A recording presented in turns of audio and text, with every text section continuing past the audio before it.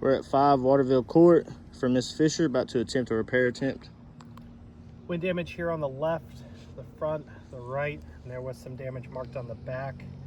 We're looking at the entire upper level. We do have woven valleys, safety keys added in here, which means this slope and this slope are connected both by shingles as well as underlayment. The valley should be lined with ice and water shield.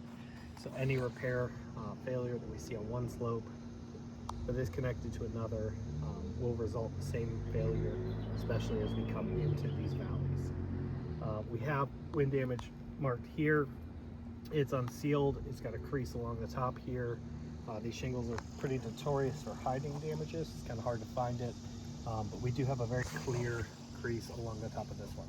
So we are going to do a simulated repair, or well, we're actually going to do a repair here. We're going to film it, document it, see if this roof can even sustain individual shingle repairs without consequential damages that occur below or above it.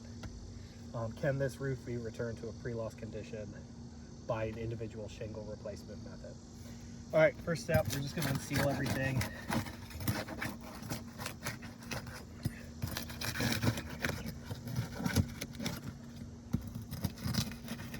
I have the test area marked out.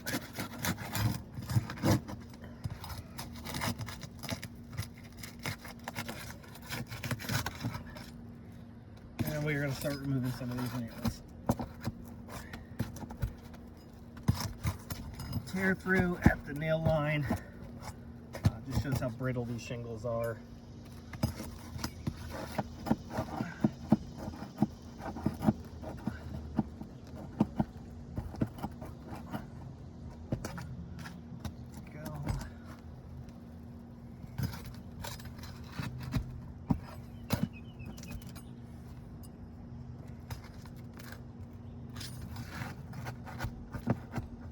Another tear at the nail line. It's a full mat tear.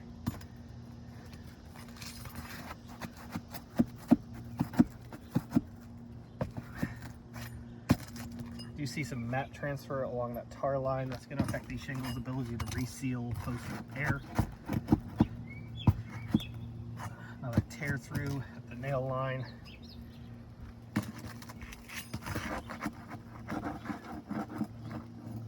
Tear at the nail line.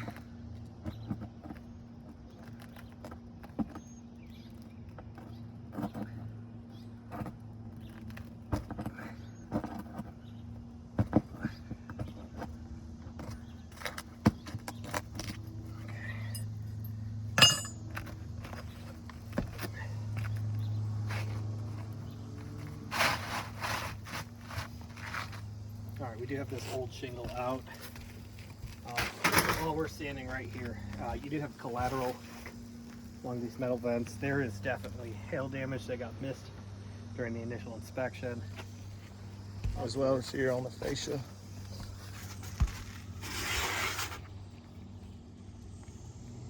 Looking at the back of the shingle, you can see exposed fibers. The actual matting of these shingles, where this matting is torn. And this is why we say it's going to affect the ability for these shingles to reseal. We've got now tar line distortions, mat transferring one side to the other. These are these are tears in the matting of the shingles. Here we see some. There's some more. There's some more. Again, this affects the wind rating of these shingles. They won't seal properly. Same thing along this row. Ever we unsealed it.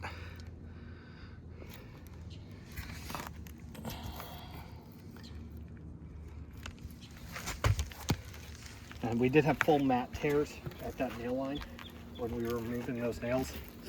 All right, so we got a healthy, brand new shingle. GAF Royal Sovereign charcoal color.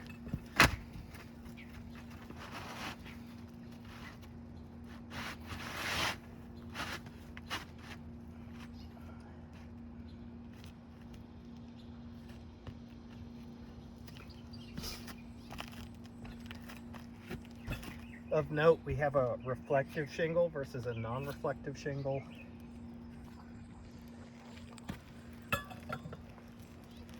I know South Carolina is not considered a matching state, but that is a change in function, going from reflective to non-reflective.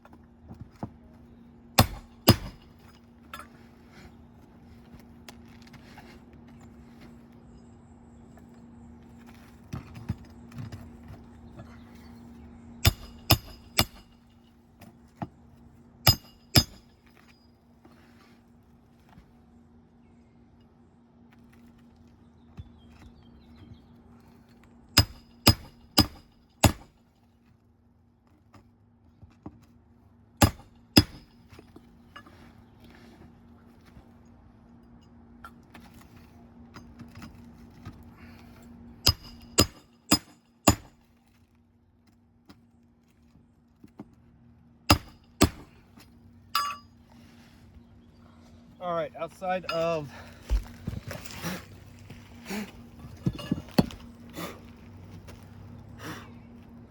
the mat transfer that we saw, which again affects the tar lines of these, we do now have bruising underneath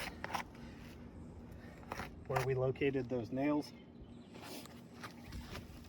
Of note, we don't see similar bruising in those same spots above on a healthy shingle. Press this down, that tar line, I mean, it's about 90 degrees today. The tar line, yeah, it's already grabbing onto it after just a second or two. Give that the same treatment up here. It's not sealing one bit. We do have some bruising here, where we located those nails above. Same thing. In this key here, we do see some of that. We had tearing here, and over here when we were removing those nails.